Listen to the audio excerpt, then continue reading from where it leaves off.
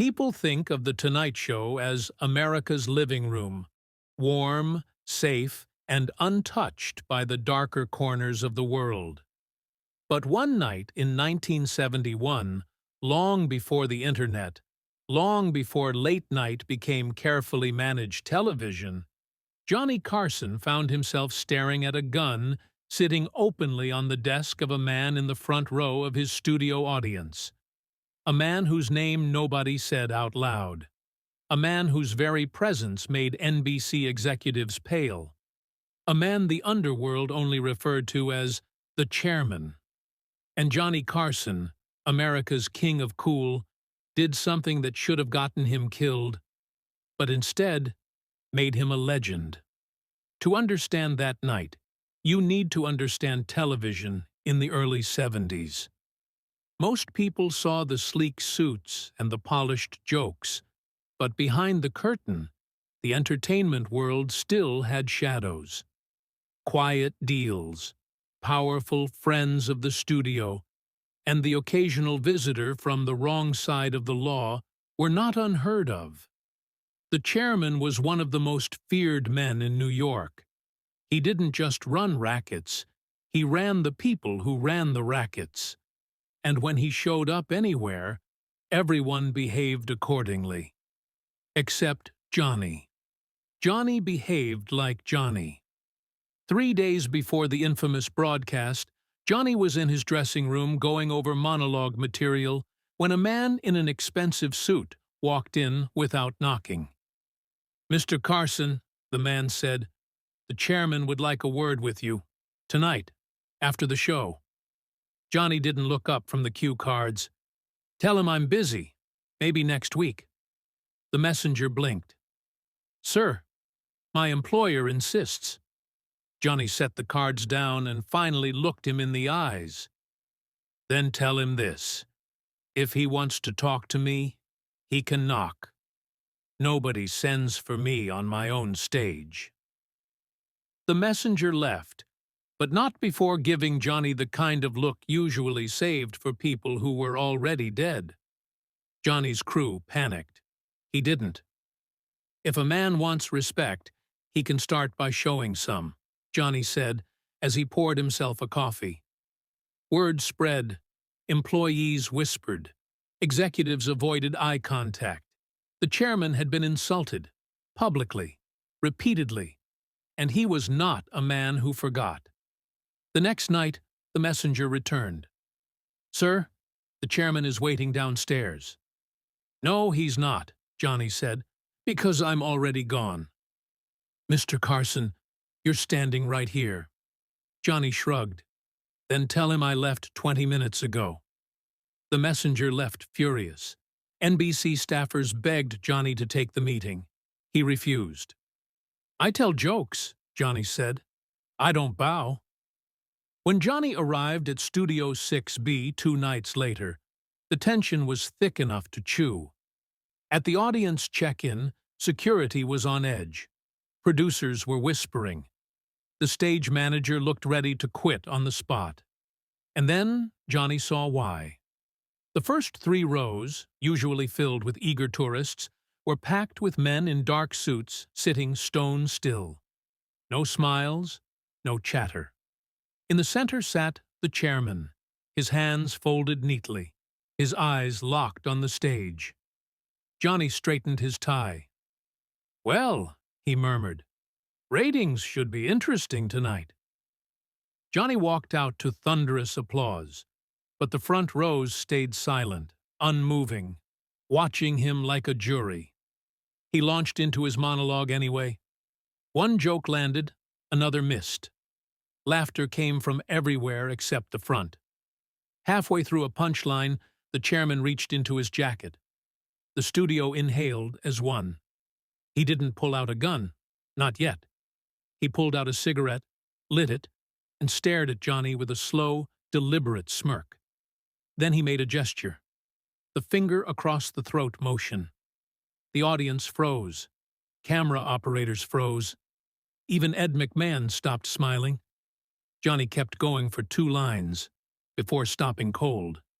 He walked right to the edge of the stage, looked the chairman in the eye and said, "Sir, I've had tough crowds, but you're special. If you've got something on your mind, why don't you come up here and tell the whole country? I'll even give you the mic." Then he held the microphone out toward the most dangerous man on the East Coast. The entire studio stopped breathing. The chairman stared at him, long, hard, calculating. The moment stretched into eternity. And then the chairman laughed, not a warm laugh, but a real one. "You got nerve, Carson," he said. Johnny tilted his head. "Is that a yes, or should I warm up your vocal cords for you?" The chairman waved him off, still smiling. "You do the talking. That's why people watch." Johnny returned to the center of the stage, adjusted his cuffs, and said, "Well, folks, looks like we're keeping the script tonight. Big relief, I didn't prepare a duet." The audience roared because they were finally allowed to exhale. When the taping ended, the chairman visited Johnny's dressing room. Alone. They shared a drink. Scotch. No ice. The chairman told Johnny the reason for the attempted meeting. A misunderstanding involving a woman, rumors, and someone else entirely. Johnny listened. Didn't flinch. Finally, the chairman said, "You embarrassed my messenger. 3 times. I can't let that slide. But tonight, you showed me something. Most men shake. You walked toward me." Johnny shrugged. "I walk toward the camera every night. Same thing." The chairman smirked. "We're good, Carson. But next time I send a guy, don't make him chase you." Johnny raised his glass. No promises. Word spread through NBC, then through New York, then through the entire entertainment world. People said Johnny had confronted a mobster on live television. Some said there was a gun. Some said Johnny invited him on stage for a comedy sketch. Some claimed Johnny almost got shot. None of that was true. What was true was more impressive.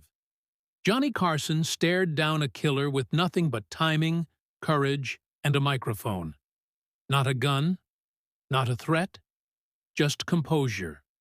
And the chairman respected it. From that night on, no one ever tried to intimidate Johnny Carson again. Because everyone knew, if you came for the king of late night, you'd better be prepared to walk on stage and take the mic from him yourself. And nobody was brave enough to try. The next night, Johnny returned to the studio as if nothing had happened, but the tension lingered like smoke in the air. Every step toward the stage felt heavier, not because he feared, but because everyone around him did. The front rows were empty this time, except for a single man in a dark suit, sitting quietly with his arms folded. The chairman had come alone, testing the waters, gauging Johnny's composure again. Johnny smiled, tipped an imaginary hat, and began his monologue. The audience laughed, oblivious to the unspoken drama unfolding mere feet away. Every joke was a tiny act of defiance, every pause a quiet acknowledgement that he was in control. The chairman leaned back, studying him, as if trying to decode the enigma that was Johnny Carson. After the opening monologue, Johnny moved into the first guest segment. He cracked jokes with his usual ease, yet his eyes never left the front row. The chairman was unmoved, expression unreadable. Then Johnny did something subtle but daring. He invited the audience to interact with the man in the front. "Folks, we've got a very special guest tonight. He's quiet, but I hear he's got stories to tell. Anyone want to hear from him?" The audience laughed nervously, unsure whether it was a bit or reality. The chairman did not flinch. Johnny leaned forward, still smiling, and whispered to the man, "If you've got anything to say, I've got a microphone with your name on it." Silence. And then a single nod. That was all the acknowledgement Johnny needed. The rest of the show continued without incident, but the air was charged with a mutual understanding. Neither would provoke the other, yet both knew exactly the boundaries. After the taping, Johnny's producer approached, pale and shaking. "Do you realize what you just did?" Johnny shrugged, polishing the microphone. "Just hosted a show," he said.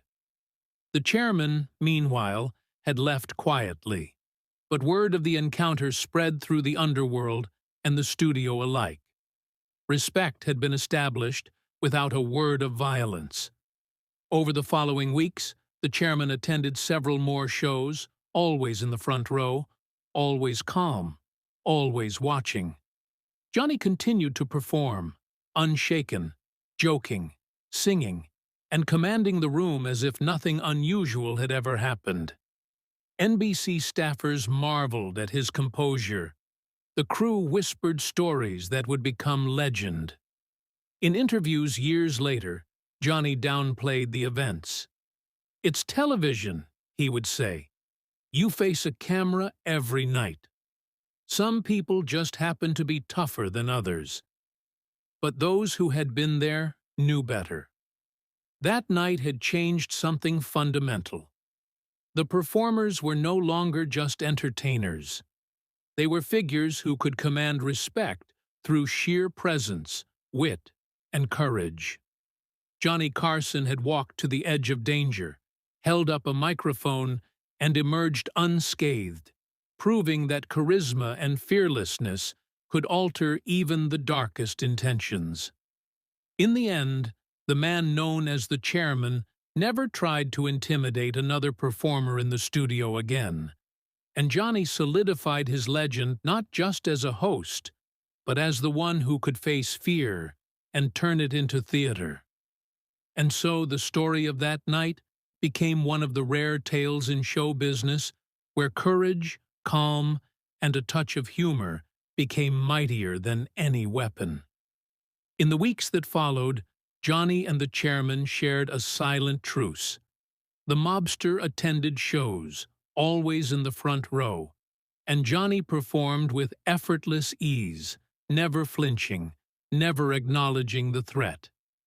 The studio staff whispered about the night that could have ended differently, but Johnny treated it like any other taping. His calm, wit, and fearless presence had commanded respect, proving that no intimidation could touch him. That night became legend, a story of courage, composure, and humor, standing taller than fear itself, cementing Johnny Carson's unshakable legacy.